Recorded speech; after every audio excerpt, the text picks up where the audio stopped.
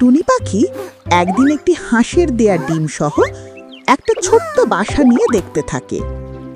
কিন্তু দূর থেকে হঠাৎ সেই হাঁসটি দেখে ফেলল, ওই যে আমার ডিম নিয়ে যাচ্ছে। এক মুহূর্ত দেরি না করে হাঁসটি বিশাল একটা সসপ্যান হাতে নিয়ে উড়াল দিল। ধুম ধাম ধাচাং! হাঁসটি টুনি পাখিটির মাথায় জোরে জোরে সসপ্যান দিয়ে বাড়ি মারতে লাগলো।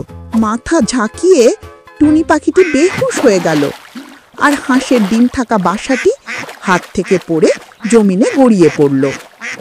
এরপর হাঁসটি রাগে ফুঁসতে ফুঁসতে টুনি পাখিটিকে টেনে নিয়ে গিয়ে একটা গাছের সাথে বেঁধে ফেলল।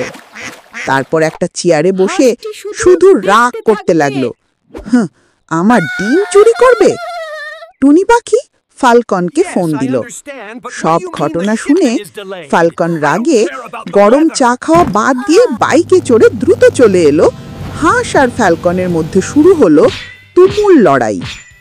লড়াই শেষ, কিন্তু শেষ পর্যন্ত ফালকন হেরে গেল।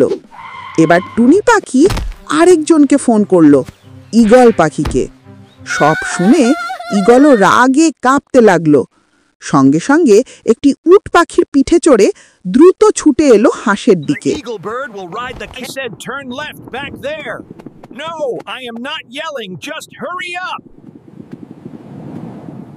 ঈগলের কাছে ছিল একটা ছোট বোমা। বোমাটা দেখে হাঁসের আত্মা প্রায় বের হয়ে গেল। হাঁসটি ভয়ে দৌড়ে নিজের ছোট্ট ঘরের ভিতরে লুকিয়ে গেল। ঈগল হাসতে হাসতে সেই ঘরের ছাদে বোমাটা রেখে দিল। ধুম! এক মুহূর্তেই পুরো ঘরটা ছারখার হয়ে গেল।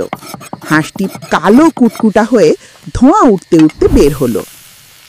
ঈগল আর টুনি দুজন মিলে সেই কালো কুটকুটা হাঁসটিকে একটা গাছের সাথে বেঁধে রাখলো। কিছুক্ষণ পর তারা মিলে হাঁসটিকে রান্না করলো আর খুব মজা করে খেয়ে ফেললো।